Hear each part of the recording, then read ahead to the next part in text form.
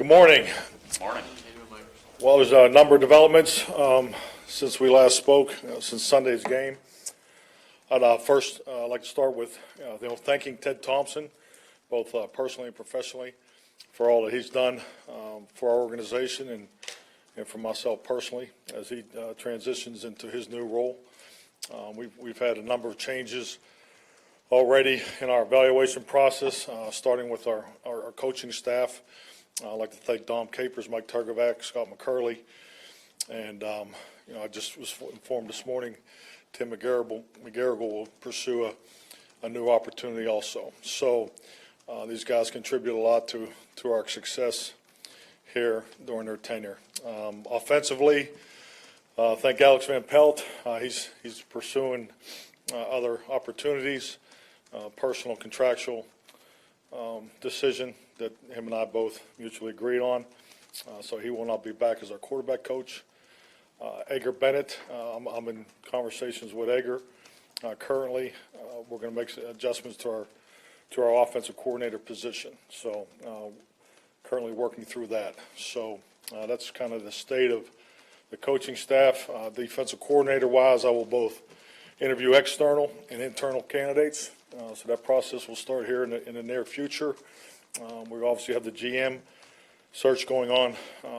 I'm involved in that, so that's currently taking place.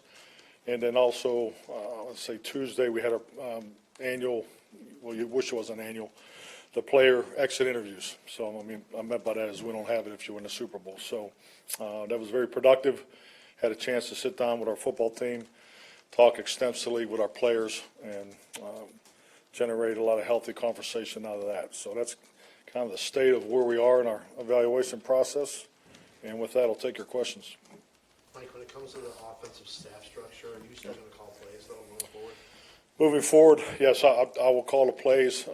Job description, job responsibility is really where my focus is right now. This is the same process I go through each and every year. You look for the changes, adjustments, and things you need to continue to emphasize, an opportunity to grow. It's important to set the course, set the vision, the path to win the next world championship. That's the same focus I have each and every year. You always look, first internally, how you feel you can accomplish that. This year, which is out of the norm, I know over the way we've operated, particularly the last 9 years, we will be adding external resources. Mike, why was this the right time to make a change at defensive coordinator? Well, it really just leads into what I just said. Each and every season, you evaluate what you've done. There's history to what you've done. You come up with continuing educations. There's different development exercises that we've done as a staff. I've always tried to grow from within. We've done unique things within our staff structure as far as giving coaches different opportunities across the hall. So we have a number of things that we've done, and I've always felt that it's improved us and given us the path, the education to put us down that road. So as I've just stated, this year I feel I have to go outside and add external resources. Mike, you've had stability has really been the hallmark of your teams. Obviously, it's a gigantic shakeup this year. Is that an acknowledgement of that you're really concerned about the direction of things? Well, I mean, I think it's really the same answer I just gave you. I mean, the direction, you have to be honest. You have to evaluate, even if you win the NFC Championship game or you win the Super Bowl, you have to be real honest. The fact of the matter, there's always an area to improve. Nothing ever stays the same. That's the National Football League.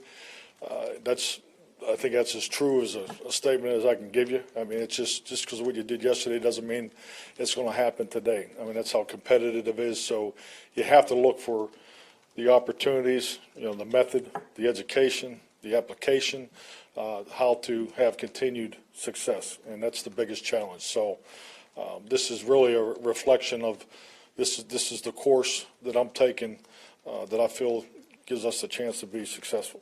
In your search for a new defensive coordinator, do you want to continue to employ the 3-4 scheme and keep those principles in place? Well, I mean, 3/4 game, I don't know how many times we've got to continue to talk about this. I mean, the game is, we've been 80% sub-defense, 80+% sub-defense, I mean, for over 10 years now. So, we played in our base, how we communicate and structure, player acquisition, whether it's particularly through the draft and fit it to our defense, that's really my focal point. How can we improve in that area? Like philosophically, though, with the defense, whatever the scheme may be, you've always been an aggressive guy like that. Would you like a more aggressive approach from a defensive coordinator that you've had? What are you looking for philosophically in that area?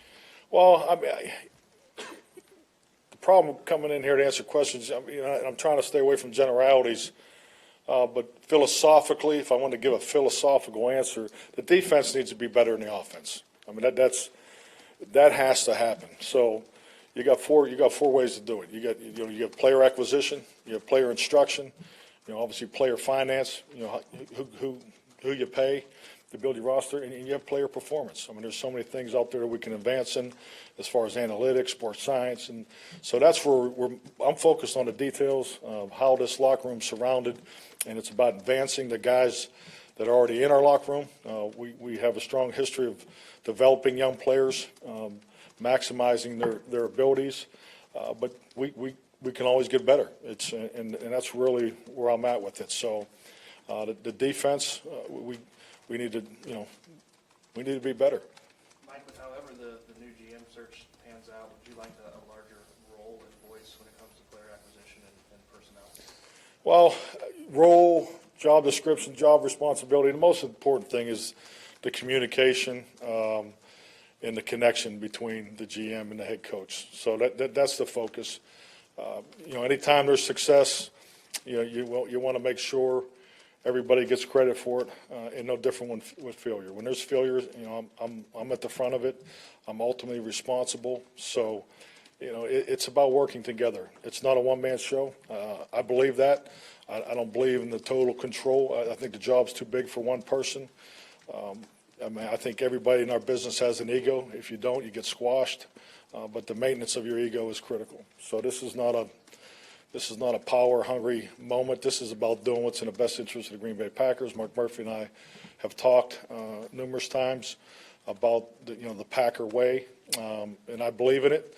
And the decisions that are made will be in the best interest of the Packers, and I'm at peace with that. Like, as far as your defensive staff goes, Winston, Darren, and Joe, who are responsible for position groups right now, as opposed to then you have the other assistants. Will those three guys be considered? Correct. Those three are the internal candidates, yes. In terms of casting a net for external candidates, what are some of the characteristics you look for in coaches you might be interested in? Love your question, but I'm not going to answer it. I think there's definitely a direction that I'm going to go. Is there any difference, Mike, in trying to find assistants without a GM in place as opposed to having Ted here? Another excellent question, but it's there's obviously communication upstairs, so we're working through that. When you get to December football and you've been hit with injuries in your secondary, maybe the year before at running back, do you think that there's a better way to maybe have second-year players, back there rather than undrafted rookies getting their first NFL snaps and the pressure that puts on some of your position coaches in those big games at the end of the season? Well, you always want, it starts in the beginning. You want the most competitive 90-man roster. There's not a coach that doesn't want that. So I think you just start there. What happened yesterday is yesterday. I'm more focused on today, and these are really questions for tomorrow. But you want the most competitive 90-man roster, and from that is, to me, is taken care of. So I think no one knows it better than we do. We've been on the draft and develop still needs to be the core of who you are.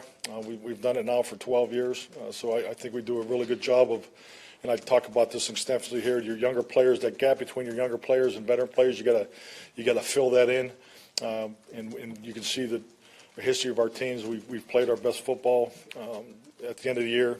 I understand not this year, but I'd say over the 12 years that's definitely a pattern that we've established, and that's really part of our process and how we view it in the development of our young players. We have extra meetings with our young players. We have extra time, on the fit. So we're really cognizant of that and have been for a long time. So we understand that works. Now, if I was going to compare this team to the other 12, the other 11 that I've been fortunate to coach, we definitely didn't.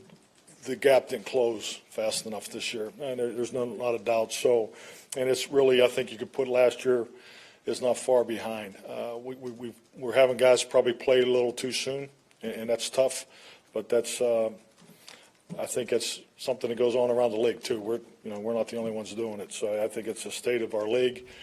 Our league is very young. The injuries are up throughout the league, so these are all challenges I think most teams are fighting.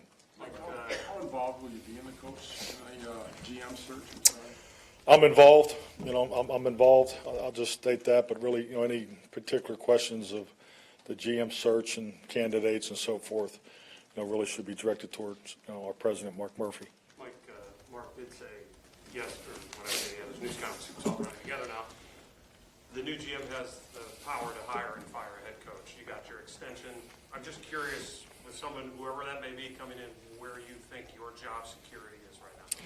Frankly, it's fit. I mean, I'm very comfortable where I am in my career, and so I'm more focused on the fit of the GM. And frankly, fit's a two-way street, so it has to fit together, and that would be fall clearly under what's best for the Green Bay Packers. And like I said, I'm very, very confident, comfortable with that approach. And like you said, even when you have success, there's change and places you can improve. And you've proven that in the past with some of the changes you've made.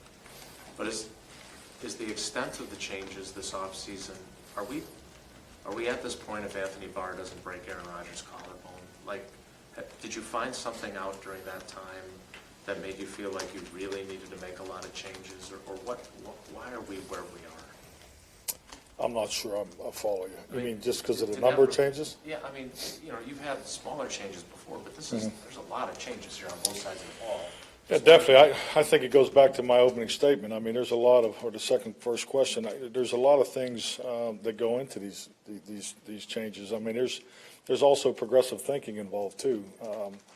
It's not black and white. It's not should he did it today or yesterday or so forth. And this wasn't done after Aaron's injury. It wasn't done after the last game. So, I mean, it's you have to evaluate all the time. This is the first time I've been able to jump into it a lot quicker, frankly, just because of with our playoff status. So, and that's why, I'm standing here today, and there's been changes already made. So I think you see the history of the process is it's really the same. The timing's different because our season ended after our last regular season game. But this is all about.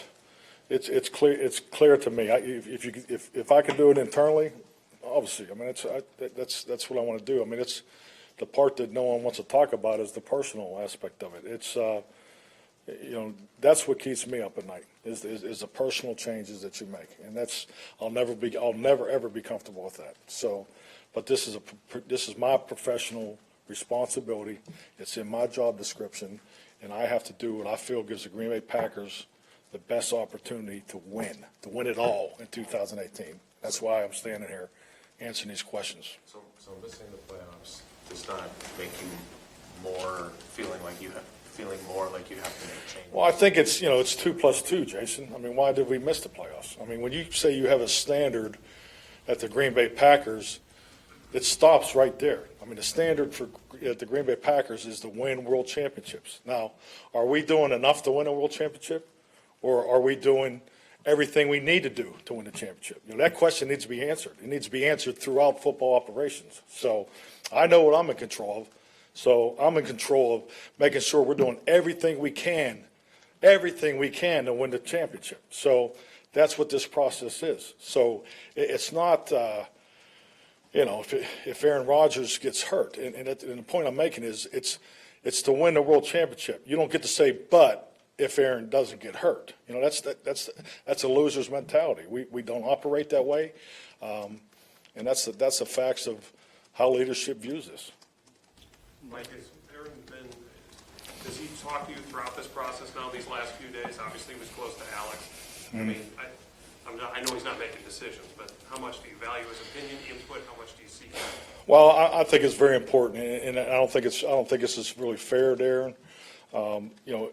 Players play and coaches coach, and I clearly understand where Aaron is in his career, the magnitude of what he brings to our organization. But it'd be really ignorant to try to think that to put any of these changes on him. That's not right. It's not accurate. He wants what everybody wants here. He wants to win. He wants to do everything he can to win. I think if you watch the way he goes about his business, you look what he's just done purely off the field. He's doing everything he can win. What he tried to accomplish in the Carolina game, that's significant. You don't see that in today's game. Being fortunate to be in this league for a couple decades, that's uncommon in today's NFL. So Aaron's focused on winning. I haven't talked to him in a couple days. I talked to him. Days are kind of running together. Exit interview day. So I guess it would have been Tuesday is the last time I talked to Aaron. But trust me, there's a personal part of it for him too. I mean, he's been here 13 years, and he has strong personal relationships with Alex Van Pelt, all those coaches. And so this is, I know I haven't spoken to him, but trust me, he's not feeling very good about it either. So.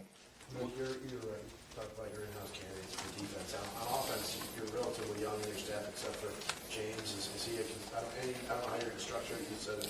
I'm sorry, you're going so fast. Sorry. James Campen has been Okay. here a long time. Is he a candidate? Well, you called him young. That's what threw me off. No. Yeah, I know you said you're tweaking some job responsibilities, so Yes. I'm thinking maybe it'll be not just a straight offensive coordinator or whatever. But Well, I mean, the job responsibility, there's something that you probably don't see, but we had a different structure last year. We had a perimeter coach. I mean, there's some there's some things that have come out of that that addition to the staff. My involvement as far as how much am I involved in the offense, on top of the play calling. So these are all details that you have to iron out each and every year. Like I said, I know Alex wants to be a coordinator. Is there a chance that he would come back if he doesn't find something, or if you guys decide to just express it? I think it's when you get to this point, frankly, this decision was made last year. So, and I don't want to speak on Alex's his thoughts, but I mean this is something that he's prepared. This is a moment that he's prepared himself for. And what about in terms of guys that you've worked with in the past? I'm sure you can tell who it might be. Yeah, definitely. Something you'd be interested in doing, bring somebody back. I think that's natural, but once again, it needs to fit with who's here. I mean, the foundation of who's here is what we're going to build off of. It's established. It works. We need to be better. So everybody that's added to our staff there will be a fit element. Mike, it's kind of a free for all for. In a general sense, do you believe in you can take a step back to go forward with your football team? Well, we better. I mean, I don't like it. I like to being on the doorstep, pounding the door down, trying, or at least attempting to pound it down like we have the last 8 years. So, but to have a losing season, to move up to 14 is when that's a joke. But that's what I'm crying here. But it's an opportunity to pick in the middle of the round. I mean, we're excited about that. I don't know if excited is the right word, but it's definitely a benefit. It'll be different from what we've experienced the last 8 years or so. But yeah, we have to take this opportunity to improve. I mean, adversity is a great climate to improve from. It doesn't feel good. It's rough. It's hard. It's not popular. So it's a great opportunity for us to get better, and I'm fully confident that we will. Mike, do you have a preference on the GM, whether it's someone in-house, someone who has ever been in-house here, or not? My preference really goes back to what I said earlier. It has to fit. I have the best job in pro football, and no disrespect to the other 31 clubs. I love it here.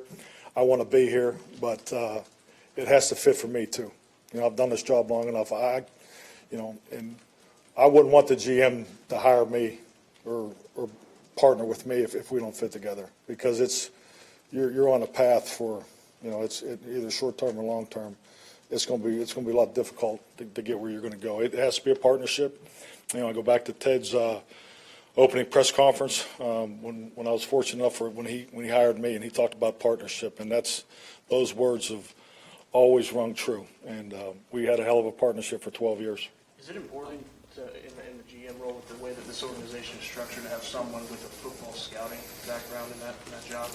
Well, you got 4 components of success. So player acquisition, it's obviously a key primary component of our leadership structure. So, but the particulars of what exactly Mark is looking for, the criteria that once again, it's better. Those questions are better served for him. I did not see his press conference, but I'm aware of the notes and the things that he said there. So, but those questions are better served from Mark. Can we talk about your defense? Some good performances from Blake Martinez, Kenny Clark. They were out there for a lot of extra snaps, but I remember you complimented, you respected the way the Panthers played. What was missing from your defense this year? Yeah, I think you got a couple different things going on there. I mean, my respect for the way the Panthers played, I was making a schematic opinion. How our guys played this year, I think those guys, those second-year guys, clearly made a jump, and they definitely impacted the performance of our defense in a positive manner. Mike, you've known Russ well for a long time now. How would you describe the relationship between you guys across multiple job locations over the years? Well, I can still remember when I met Russ. We've known each other a long time, 1993. So he's worn so many hats. I obviously look at his resume. He's diverse. He's done a lot of really good things. So, in really fairness to all the guys internally, I think they're all excellent candidates. But yes, I mean, Russ and I have a long relationship. It's kind of a free-for-all for hiring coaches right after the season like this. How soon do you feel like you need to have the defensive coordinator in place to do the rest of the players? Don't have a timeline on. I think my schedule's a little different than probably expected. So I'm just going to keep grinding through it. I don't have a timeline, Pete. If the defensive coordinator does end up being an external candidate, will that person be required to keep Winston and the remaining coaches that are already here? Those are really, conversations that I need to have with all the candidates. Because I will say this philosophically, I think it's important for the coordinator to be involved in the hiring every assistant coach. I know when I was a coordinator, if the assistant coaches that you may not have been part of, that can cause some situations that are totally unnecessary.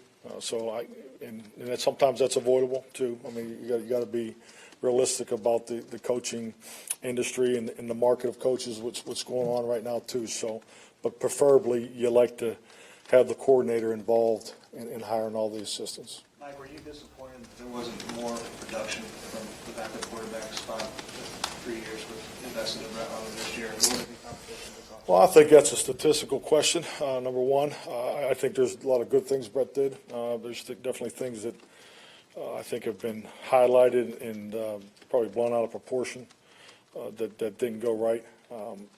I'll say this, from the time he stepped in the game in Minnesota to the time he walked off the field in Detroit, he made significant improvement. And Brett and I talked about this this week. I felt that he should have been better prepared for the situation that he was put into, but that once he got the opportunity, I thought he did a heck of a job. I thought he really improved. So you can see the reps and the primary attention and all the things that when he got his opportunity, he really maxed it out. Not making excuses, but I don't know if I've ever coached an offensive game where we had 13 drops in 2 games. So I mean, you have to look at the whole picture. He's running an offense. It isn't like we cut everything back and played bland football. So a lot of good things to learn from. He'll improve from it. I look for him to have a great offseason. But I go back to on the second part of your question, we need to have the most competitive 90-man roster in the league. So I don't think you can ever have enough quarterbacks. Quarterback's the most important position in the building. You like to have 4 real guys in training camp, and I think it's something that you focus on and try to improve. But you like to say that at every position. Will Ron Zook be back at special teams? There'll be a time for that, but I thought Ron did an excellent job this year. I mean, he's frankly of the coordinator positions, Ron has the hardest job. I mean, he's not only young, but in some senses, you're starting over again because of the youth of our team, and how we try to treat starters and just be smart with the play time and some of the reactions that we've had to this injury pattern that's been upon our team the last 2 years. So I thought Ron's looked a hell of a job this year. Does all the uncertainty make it more challenging for you to find a coordinator? I'm not finding that to be the case. Mike, just to clarify on the GM thing, you make it very clear about the importance of fit and what you've done here. I'm just wondering, you don't just necessarily fit with guys that are here. I mean, Correct. The guy out in Seattle introduced you to your wife. I'm wondering if Mark actually consults you or listens to your opinion on this, or if it's just, you have your opinion. I understand that the GM is going to have, he's told us the GM will have power to hire and fire a head coach. So is he listening to you? Are you allowed to have some input on it, or is that not the structure? Really the process of hiring the GM is really for Mark Murphy to talk on, but I'm very comfortable, confident, and appreciative of my position in the process. And are you confident, Mike, that you'll find that they will hire a GM that is a good fit with you and him? He has to fit with his boss first, so it's priorities. More, please. Okay, I'm done. no, we're good. What do you think of the effort on Sunday? When I think of the effort, Yeah, I guess I'll come out and say there was a couple of plays where it looked like, on the goal line run by Abdullah where it looked like maybe he could have put a hit in there, maybe he didn't, and then he got stiff arm on the other touchdown and kind of pulled up right away. well, I think you're taking away isolated plays. I'll say this: when you look at the game, I think the way your team starts the game is important. I thought our energy was clearly higher than our opponents. We had opportunities early in the game that we didn't make. I mean, we had if you look at and going back to Brett Hundley, I mean, I thought Brett the first 2 series was playing extremely well. We had the turnover and then the drop touchdown by Janice and just knowing the young man how competitive he is and just saying, just stay the course, don't try to do too much. And in the next series, he went out and he was competing and I think he got himself in a position what caused the fumble. So I thought our energy to start the game was outstanding. I thought we were playing faster than they were. Frankly, I thought we got wore down. I think their experience in some particular matchup areas benefited them, and they hit us on the 3 big plays that really changed the spectrum of how our defense performed. They're number 1 in the league in big plays, and they hit them, and it changed the course of the game in the second half, and we didn't respond. We never overcome the turnovers on offense. Start the game, special teams making a huge play to start the game. So, I don't see why effort would be, to throw the whole team under the effort spectrum, I don't agree with that. But if you want to get after individuals' possible plays, I'll have to go back and look at it.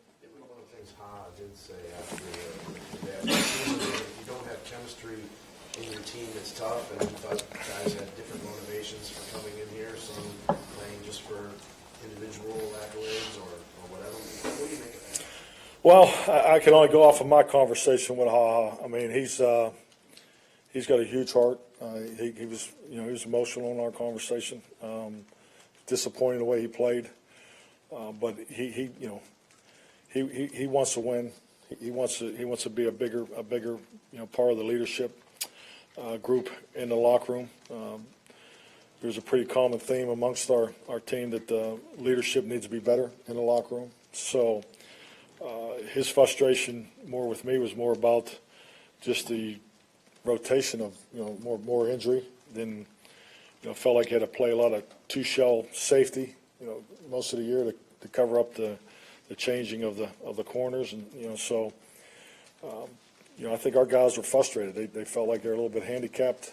They felt like they started the season really strong on defense. That was the defense that they pictured themselves being, starting with the opener out here. Just all the different challenges. There's definitely some guys, including Aho, that were frustrated. Was Haha playing with an injury this year, or what did you make of not being able to? Well, that would be illegal if he wasn't on the injury report, right? What did you make of him? What did you make of him not being able to build? What's that? What did you make of him and not being able to build off of what he did last year?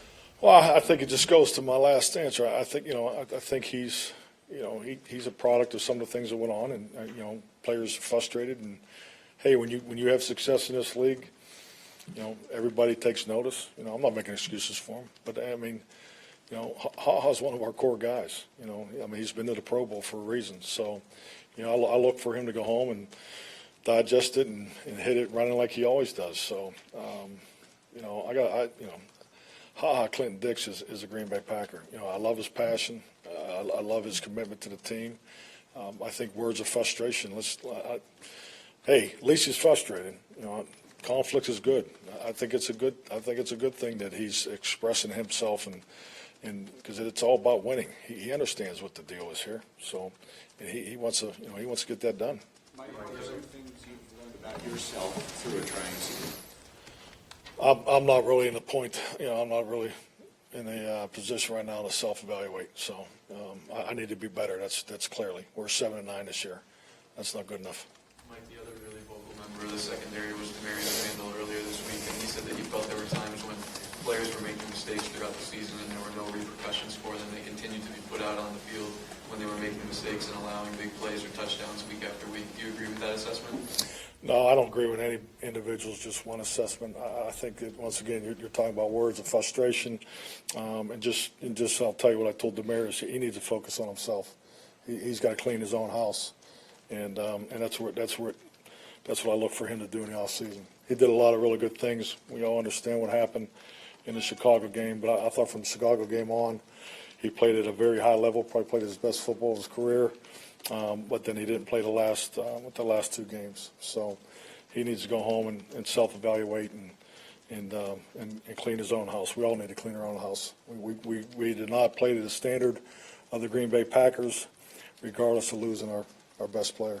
Last one, Mike, you mentioned the common theme was the leadership issue. Yeah. Do you have an idea of why that failed you? Because the locker room's always been one of the most important things to you in that chemistry. Do you have an idea? I think all questions are great, obviously. I think it's an excellent question. I think it's important to really just bring things back into what we're talking about. That's the why. That's what you're always working on. Locker room culture, locker room leadership. You always have to develop it. You always got to create opportunities to develop it, but it has to come from within the locker room. You can't mandate leadership. You can't mandate culture. So if you do, it's phony, it's fake, and it falls apart. And that's really what evaluation is for right now. We're going to evaluate every aspect of the football operations because that's how you improve. And then the plan for application will be applied. So and we'll start that once we get our staff organized and set. And as I've stated before, continuing success is the hardest thing in this business. It's the hardest thing in life. We didn't continue our streak of playoff appearances, so we need to reboot, cleanse, ever how you want to word it. But we did not play to the standard of the Green Bay Packers, and it's my responsibility to make sure we get better and get back to that. Jason, last one. Hey, Mike, you mentioned your 12-year partnership with Ted. I'm sure, like with every relationship, you didn't always see eye to eye with him, but you guys went through a lot together, the Favre thing, everything else. I'm just wondering what memories stand out to you from the 12 years you've worked in that partnership. Well, I mean, the personal memories. I mean, really, the one-on-one, closed-door conversations. I mean, there's three that'll always stick out in my mind, and that'll always be personal. But I think really the standing on the stage in Dallas. I mean, that's a great memory, and you talk about three awkward white guys standing up there trying to hold a trophy. I mean, I think it was. I just remember just laughing at ourselves, and then you see the pictures, you even laugh harder. But handing it to one another, marked it, and then thinking, man, probably someone like myself would say, you go, God, this thing's a lot heavier than I thought it would be, and just we looked awkward, and it was a great moment. So, and he's a neat, very unique man, and it's been a pleasure to work for him. Thank you.